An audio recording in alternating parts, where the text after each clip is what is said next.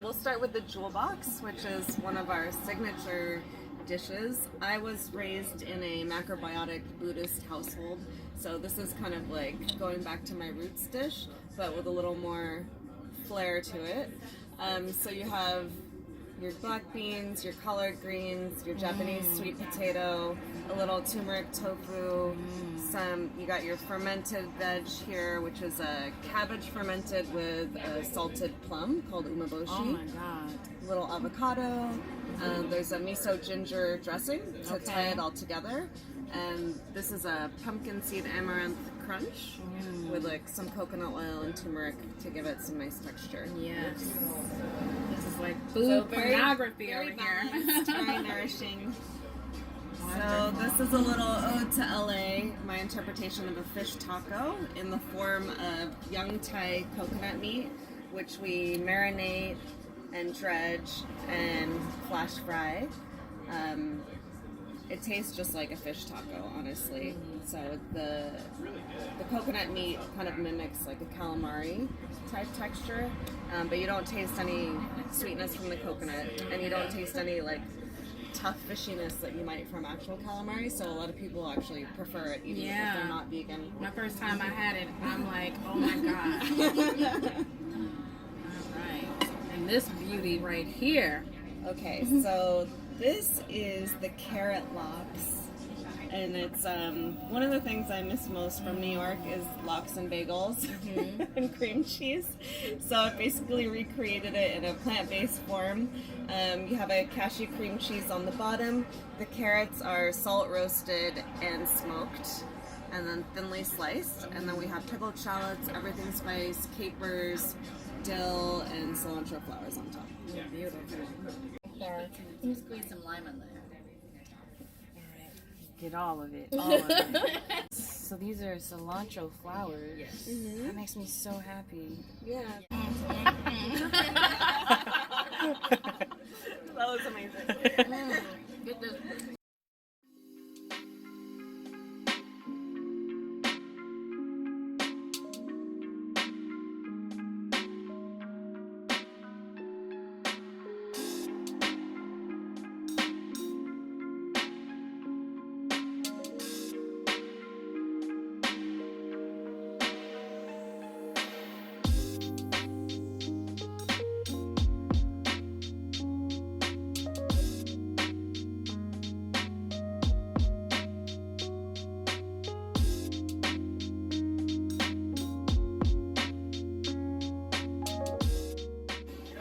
What is your experience working in this beautiful space? I mean, I was here from the beginning, basically. So it's been, I love just kind of seeing, like, obviously the changes throughout, like, the year. Because we go to the farmer's market a lot and just kind of pick out what we like, and then we come out with, like, new dishes every season, basically. So, yeah. No. What's your favorite dish? That's a hard one, for sure. But right now, maybe between the banh mi and the kokomari banh. Dang. Yeah. Excellent, excellent. Thank you, Coda. Thank you.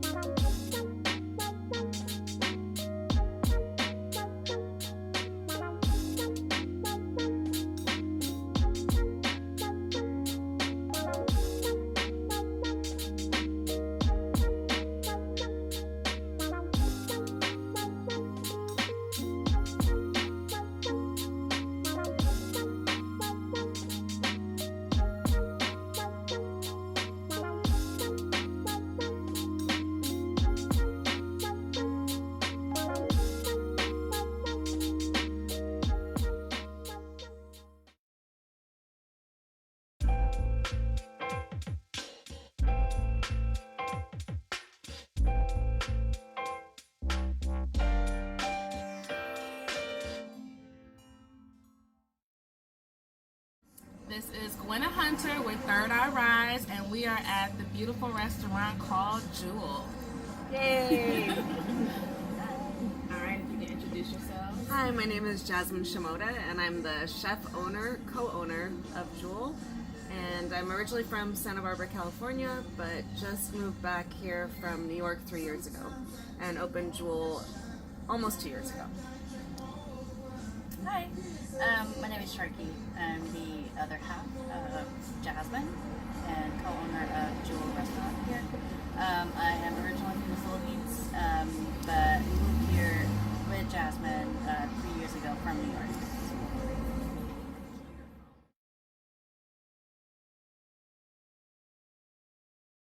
How did the two of you meet? How did you get in business together? Honestly, we met on Match.com. All right, Match.com. Little plug for them, but it's the truth.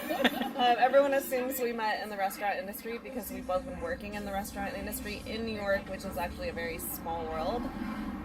But yeah, we met online, and then we found out after that we worked in restaurants and we knew a lot of the same people and had actually worked within blocks of each other for years.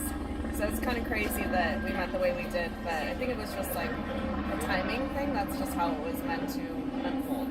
But I'm sure we would have met some way or another. Yeah. So yes, and then we moved here together almost 3 years ago, and 3 years ago we decided to open up Jewel, just like fall into our hands, and this is the first time we're working together. Well, we always knew that the end goal of moving to California was to open our own spot. That was kind of the point of leaving New York. I mean, we loved New York and we very much miss it and feel very like connected to New York culture, but we kind of knew it would be really hard for us to open a business there, and we would always be working for other people. So part of coming out to California was like getting a better quality of life, striking out on our own, and living the dream. So we're doing it.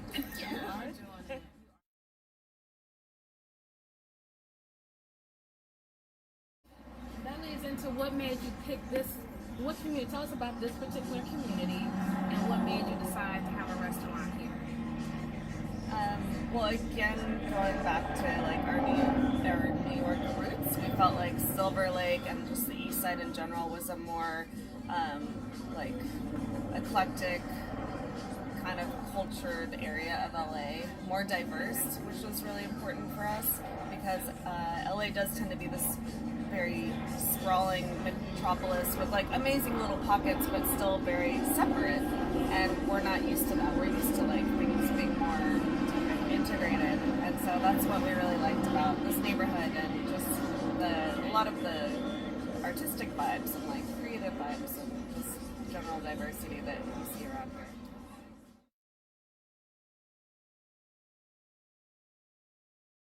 I want to ask you about your fashion style. So maybe if you can do like just like stand so people can see what you have on. Because the way you both look like your hair.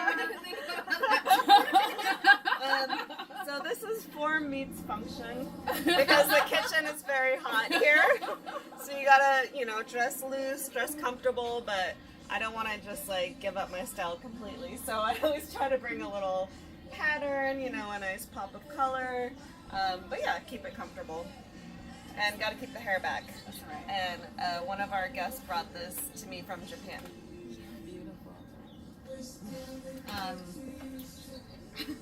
Same. Form meets function. So comfortable, button up, shorts, and chef clogs.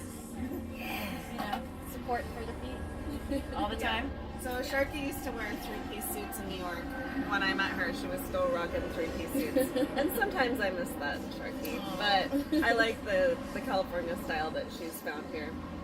Still a struggle, like a New York style or East Coast style versus West Coast fashion. It's still very different. Yeah. And I think we all try to find a medium for that.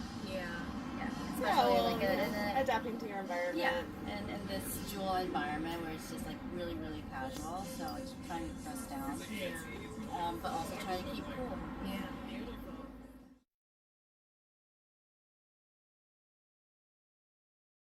So many aspiring, like here, this is like pop-up capital of the world, pop-up restaurants and things like that.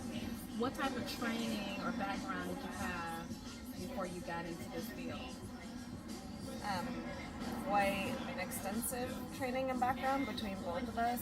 I've been working as a chef for 10 years and trained very classic French, Spanish. Before moving to LA, I had never really done plant-based cuisine. So that's a whole nother story of how I came to this. But yeah, I've been working professionally in New York for the past 10 years in pretty high-end restaurants and Sharky as well as a manager. And you had like formal training, like school training? Oh, actually, no, I skipped school. I did not go to school, so just training in restaurants. I love Yeah. that. So you didn't have to get $100,000 worth of debt. You just beautiful. Yeah. No, love I it. started cooking when I was kind of older. Like I didn't know that I wanted to be a chef like out of high school or anything like that. So when I realized I wanted to cook professionally, and I did look into culinary school right away, I was like, I'm not spending 30 grand on culinary school. And I already knew so many people that I could just go work for free. So it's called a stage in the industry. It's a stagiaire where you go work for free. And then if they like you, they hire you. And so I was getting paid within like 3 months of my first stage. Good for you. That's how you do it. And my first Work chef it. told me that culinary school is a waste of time. But I don't mean I don't mean to put that out there to all the Yeah. people that are going through culinary school. Man, you took a shortcut. Nice. Beautiful. All right, what about you? I've been in the industry for about 20 years now, I think. I did take hospitality management in the Philippines, and when we moved here, when I moved here to the United States, I did start from the bottom as like a bar back, and then a bartender, and then a server. When I moved to New York, that's when I started going into the management side of the restaurant, and basically it just like grew and just grew from there. As a manager, as a general manager. You're telling me neither one of you has collegiate training. You just both. No, I did take hospitality management. Okay. All right. Yeah. And I should mention that, like Sharky, I said I've been working as a chef for the past 10 years, but it's been closer to 12. And I did start at the bottom, like I said, like working for free, and then becoming a line cook, working crazy hours. Well, the crazy hours never stop. Yeah. But yeah, it is like a long process of working your way up and paying your dues and just learning.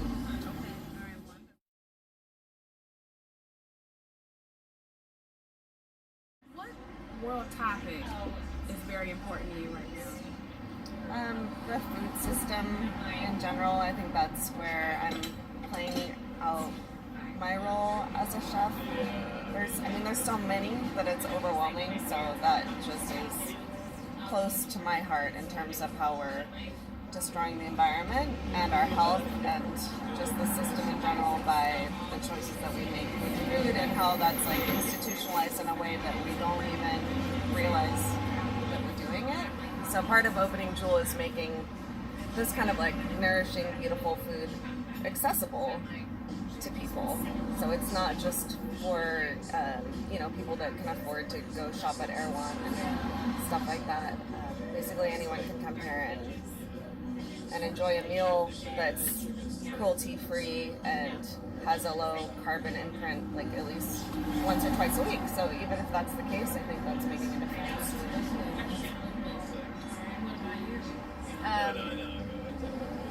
Obviously the same, but since she's already mentioned that, gun violence, gun control. Yeah. That's a huge thing, right? I think it's a huge thing all the time because it seems to be happening in patterns, and it usually happens in threes. It's just happening more often than it should be. And one is more than the fact that the government has not really done anything or enough to try to control it. It's very concerning. It's scary. Yeah, I mean, if you look at the statistics compared to other countries, we're in the hundreds, 300s, 400s, and then all the other countries, first world countries, third world countries included, there's like in the low teens at the most. Yeah, and a lot of these other countries that supposedly aren't as rich and amazing as America. Some of them have already banned assault rifles and things like it's no. I mean, look at New Zealand, you know. Yes. The mass shooting happened, and then They're like, that's it. Exactly, the prime minister like came out and said, more "This do is you it." need? Exactly. Yeah, even like a bigger kind of more umbrella issue is the desensitization, like how we are so desensitized to gun violence and the way we eat, just the way we go through life in this country tends to be very desensitized. So I think that's the big movement that we all need to be working on is like you guys are, opening that third eye and raising consciousness. Yeah, that's more of what this world needs. And, you know, one of the things is like we talk about oppression in the food system, oppression in our daily lives with police brutality, oppression when it comes to rights, so-called immigrant. I don't believe in the word immigrant. I think that is like a really dirty word because we're all born sovereign. This is our planet. But somehow we've sectioned pieces of it off and decided to say, oh, you can come here, you can't. So yeah, that's a really, really, really deep topic to me. So thanks for bringing that up.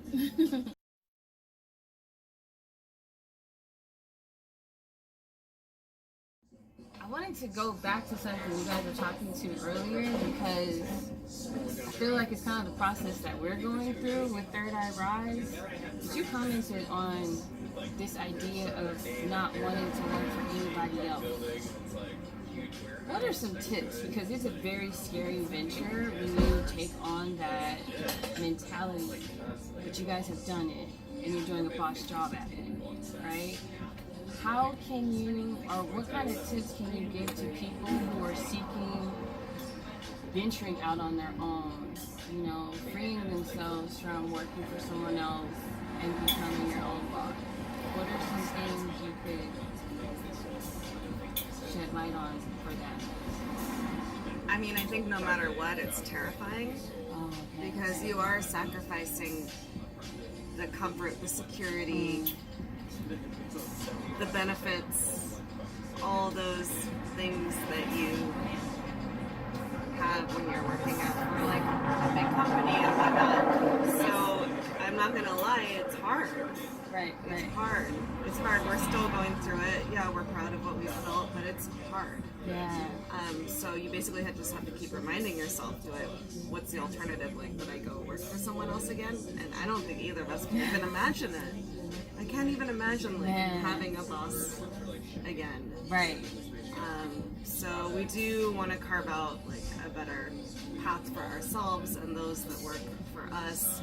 And we think it's so important to have small businesses in this environment that we're living in this administration where it's just conglomerate big business taking over everything. So like the little people have to fight, like we have to fight the fight. Yeah.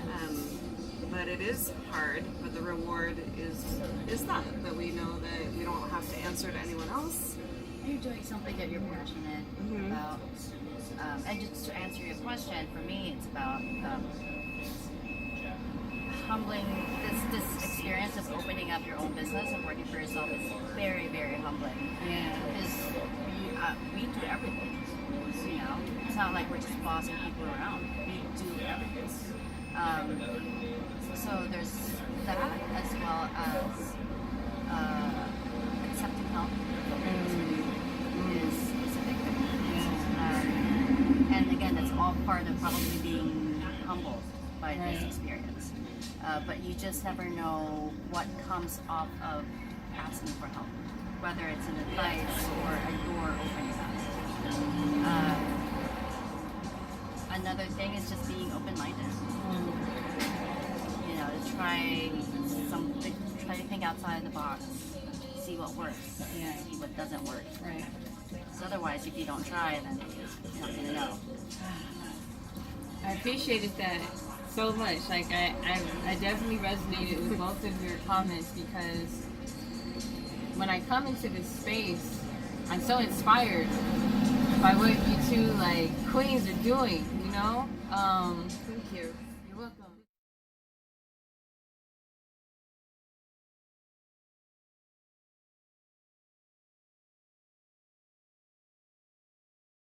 what makes a Jewel worthy employee?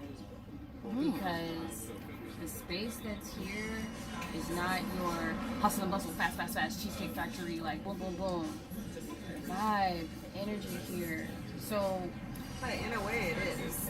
Like in Oh, a way that you don't talk about it. that you don't see. And whenever we interview people, we have to tell them like, yeah, you can go work at the Cheesecake Factory and get a higher wage, Right, probably, right. but you might just be frying the same thing all day long. So you're actually not hustling. You're just like doing this one robotic Right, motion all right. day long. Whereas at Jewel, it's a little more integrated. It's a small business, so we're all doing a little bit of everything, especially on the floor. They're running around because they don't have busboys or runners. They're kind of doing everything, and Sharky's helping them. And in the kitchen, you know, this station, you call it the salad station, but it's not a salad station. They Yeah. make the toast, they make the pizzas, they make the tacos. It's a lot. So they do need to be able to multitask and work in like a high stress but high vibe, high energy environment. Yes. So that's what we provide that maybe the Cheesecake Factory doesn't. And I actually have someone that used to work at the Cheesecake Factory that works here. memories. Yeah, he gained like 30 pounds. I don't know, just from because they have free sodas there. Oh yeah, He and the just- free bread. free sodas and whatever. Yeah, the free bread. I didn't even recognize him like when he came back here. Whoa, that's incredible. Yeah, so there's Selecting people who works in the front with me is, I think, I need a person that is smart. Elaborate on that. 'Cause smart, by definition, Smart is hard. is different. I that agree. works smart. That works smart. Because basically, I want our staff to be able to converse with our guests. Yeah. I don't want someone that's robotic or that's just like yes, yes, yes, yes. You know, I want someone that actually thinks while they're talking to our guests. Yeah. I want someone who has an opinion about our food or anything that our guests would ask them. You know, that's I think part of the experience of dining out is the service that you get Yeah. and the interaction that you have with the staff members. That's what ultimately you'll remember as well when you come back to the place. You know, So true. you don't want someone that's like just kowtowing to you. You want service to be of equal. And it's the same for me in the kitchen because I want them to have an awareness. I want them to have respect for the ingredients that they're working with, to have an understanding of where they're coming from, and to have integrity in the cooking and the plating and all these beautiful dishes that they're putting together. Because I can't be cooking every single dish, obviously. So I have to trust them, and I also want them to feel engaged with the food and feel connected to it and feel like proud of what they're making and serving and feel inspired by it. And I want a creative environment where they're also like sharing their ideas with me, and I'm not just like the head honcho listening to what I say. Here's a recipe, follow it. I want it to be more energetic than that, more synergistic, and I think that's really important to me. Becoming a chef and being the kind of boss that I am, because I have had so many like old school male chefs that just yell all the time, and I never felt like that was like an inspiring way to lead, or that even made you want to work better or harder. Right. So I've always worked to create an environment very different from that. And you still see it in this industry. It's still very common to have those kind of kitchens.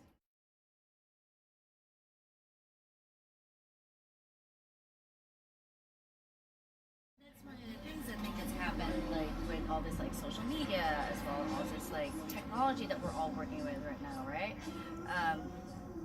A lot of people are not comfortable talking to people. Oh.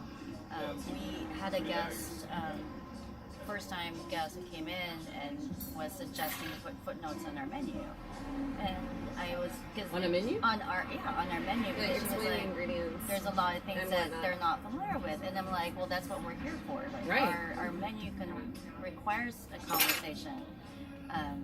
and that's what we're here for. And she was like, you want me to talk to someone? I said, yeah.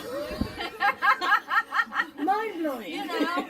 So we could just take it back to that experience. And I'm like, let's start talking. Yeah. Because once you start talking, then that's when you create memories and you open your mind up to conversations. You know, you can't just be on your phone all day. Well, we see it. We see people ordering from Yelp. They're looking at photos on Yelp, and that's informing their ordering, as opposed to actually looking at the menu or talking to the server.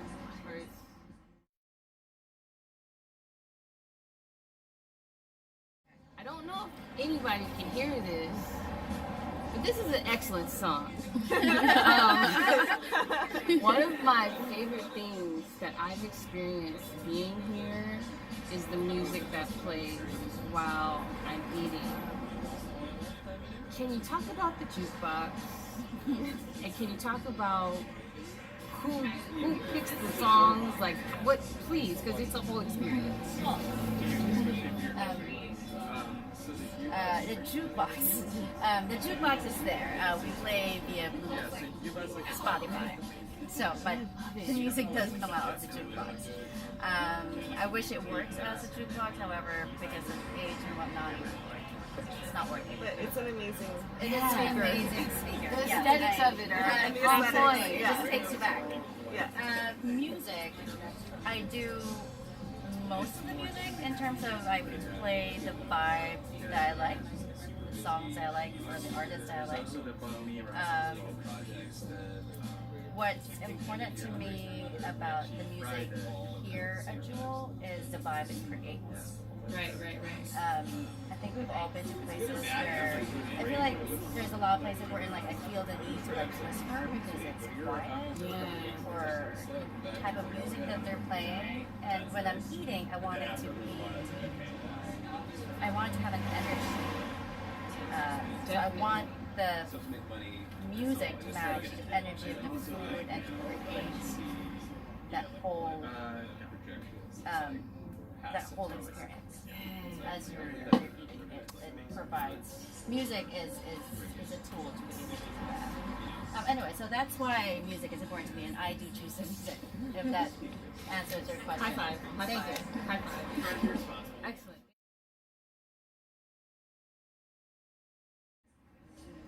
Between all of us here, okay. The way you describe your dishes, and then when they come out, just like the better than. Yes. Because the description is so like you're like, whoa, what kind of combo is this? And then when you see it, you're like, Oh, that's amazing. Like, all right, that's what I want. That's the what I thing want. is, once you take a bite, bro. then it ties it all But in. she's talking about first presentation, which I do want that reaction It's because so. we're such a casual neighborhood cafe, but No. I do want like multiple levels of surprise. We're like, whoa, the music is dope, and like, Yeah. wow, I didn't expect the food to be plated so Oh, beautifully, no. and oh wow, I wasn't expecting all those layers, and oh, I wasn't expecting the servers to be so informed. Are you in my brain Yeah. right now? Oh, that's what we want. No, and you Elements achieve of that surprise. so freaking well. And I feel so grateful to eat this food. Like there's a sense of gratitude. I know that there's other places that talk about gratitude and serve meat there, but that's not what I mean, because that's their overarching like theme or vibe. Food obviously is important to each of you, because why would you go into business creating food for others? What is your favorite food and or restaurant?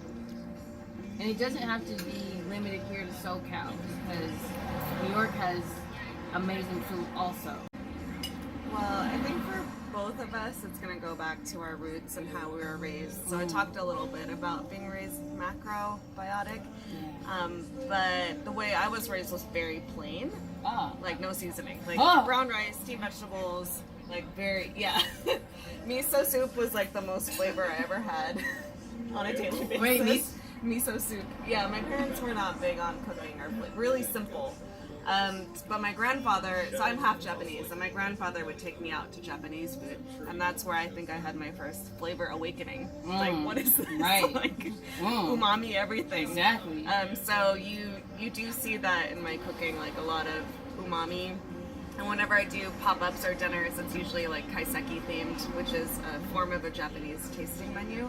So that's my happy place. Japanese food is my favorite food. Right now, I'm really loving Tsubaki in Echo Park. Also, former colleague of mine, chef owner from New York.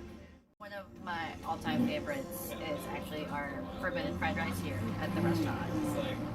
She makes this black rice with kimchi and squash and crispy garlic and gochujang. It's just like comfort food for me. It is the best. I do like Jelena here, which is a place I used to work at. Yeah, Jelena in Venice. They have good pizzas and good veggies.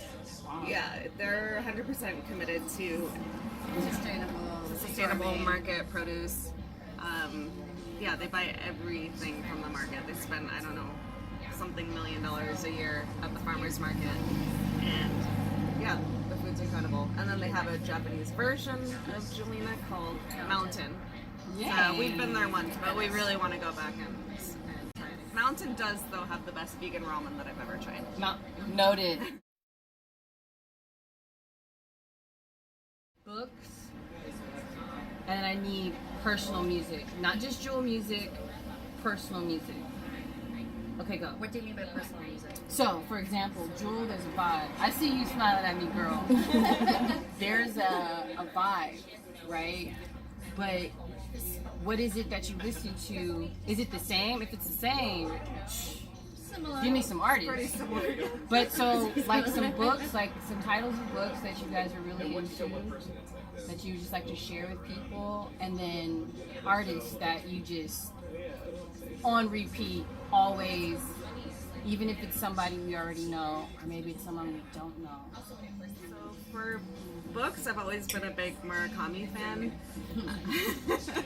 Haruki Murakami, so Wind Up Bird Chronicle, Kafka on the Shore, 1Q84, mind-blowing. And then Shark and I just went away for my birthday recently, and I took, just for some light reading, I took his first book that he wrote when he was running a small business, running a jazz cafe, and working his ass off with his wife, which was interesting to hear about. Okay. And then he has this epiphany one day at a baseball game that he can write a novel. And so every night after coming home from the jazz club at like 3 in the morning, he sits down at his kitchen table and writes for 2 hours and produces a novel in 1 year called Hear the Wind Sing. So I read that just a few days ago, and it was really inspiring to like read an earlier work of an artist that you admire and see all of the like sort of trademark things like coming into being, and to hear the story of like having that epiphany, especially since I've always wanted to be a writer. Yes. At a baseball game. Yeah. He wasn't hit or something, right? No, it was just like the team hits the guy hits the baseball, makes contact, he sees the white ball floating across the blue sky, and in that moment, for no reason whatsoever, it occurs to him that he could write a novel. And that he tells the story over and over. You're familiar with it. That's yes, but just the visual of that story is like, is that how it happens? Like it doesn't matter. Like you're at a baseball game and there it is, and your whole life changes. And he was saying that he felt like he could be somewhat successful as a writer. And Well, that's a second epiphany he has when Look at he's him. holding a dying patient.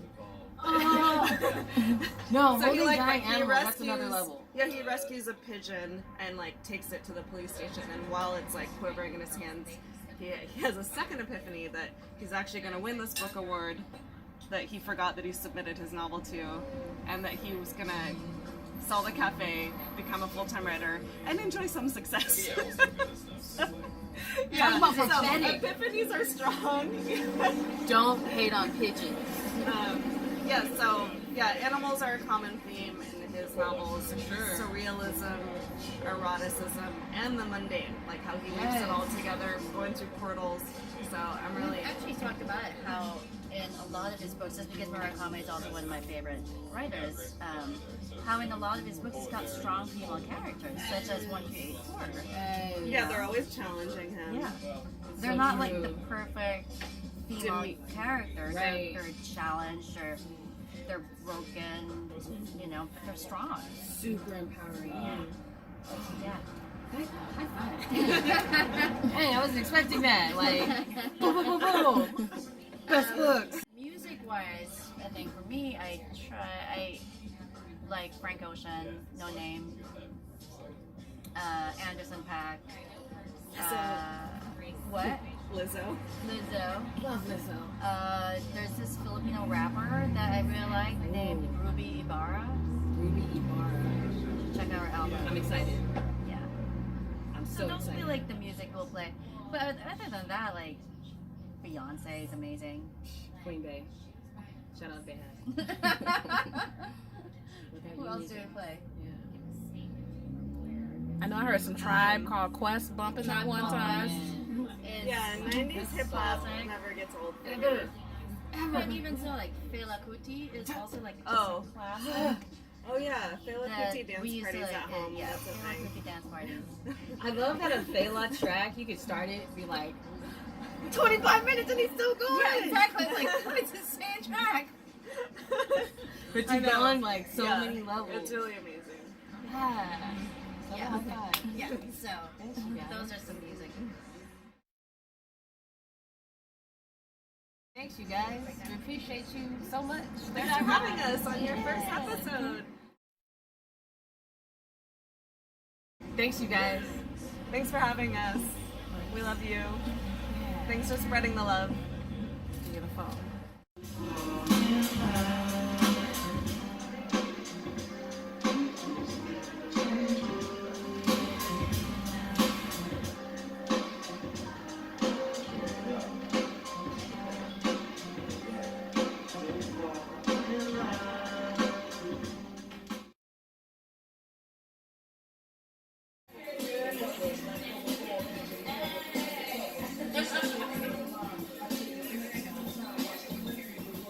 If I ruled the world, imagine that. I'm free all my sons. I love them, baby. Black diamonds and pearls. If I ruled the world. I got you, Coda. Shit.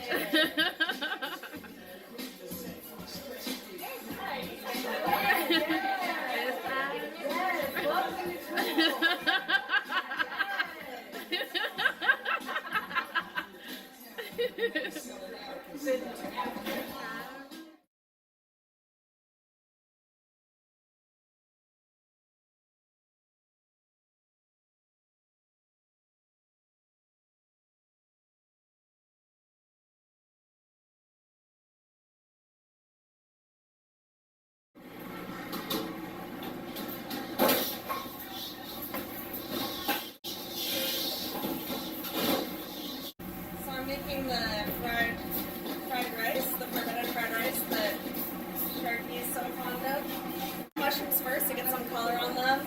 The oil we use is infused with ginger, garlic, scallions, and jalapeno. And like cilantro stems, like all the scraps, like all the allium scraps. Yeah. Put it into an oil to flavor it. That's awesome. So that way you get a lot of flavor without using too much oil.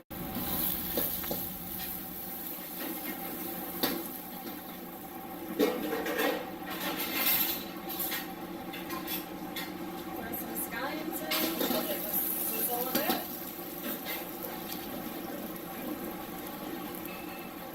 This is kimchi that we make in house. Smells so amazing. So good for your gut stuff. Oh, I love this more kimchi as well. me Most too. people think I'm crazy, but maybe it's because we don't make it with the sardines and shrimp and all that. So It's so amazing. it's like good stinky. Super good stinky. So it's called the forbidden fried rice because we use this variety of rice that's called forbidden rice. Black color that you see is indicative of a really high concentration of antioxidants. So not a lot of people know that you can find that in a carbohydrate, for example. So if you're going to eat carbohydrates, it's better to eat like nutrient-dense ones like sweet potato and brown rice and black rice. Gotcha. Forbidden rice. Yes. Well played. So warming up. Just going to do a swipe of Oh my God. house-made gochujang. Well, someone labeled it Goku. As they should. but we all know what It's it meant. bomb. Can you describe what gochujang is to people? Yeah, it's a Korean chili paste. That's not, it kind of straddles between sweet, spicy, umami, because Yes. there's generally like miso and fermented beans involved. The reason why we make ours in-house is because the store-bought one tends to have a lot of corn syrup and MSG in it. No, not good. Not good. So it tastes great, but doesn't make you feel great. So we make this fresh, and it's awesome. Ooh. Little swoosh, Whoa. Oh. little secret. That's beautiful.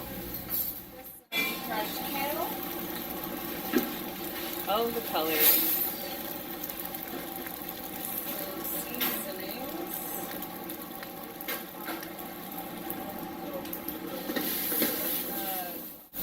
A steel wok, like a cast iron wok. Why that? Well, these are carbon steel, which is very similar to cast iron. So Yeah. it's a great inductor of heat, Okay. and they last forever. It's amazing. And then you don't have to worry about like cooking your food with any like weird chemical Right. sealants or whatnot. Genius. Dang, fresh beans. I'm just gonna scoop it right in here. Oh my gosh. Listen and look. Oh. But get all the crunchies on the bottom.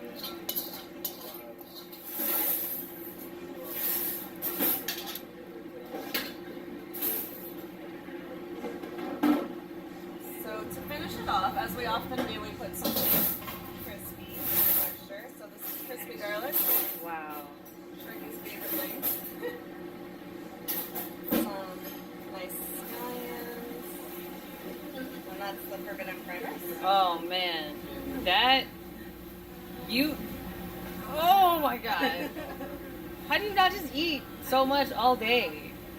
God.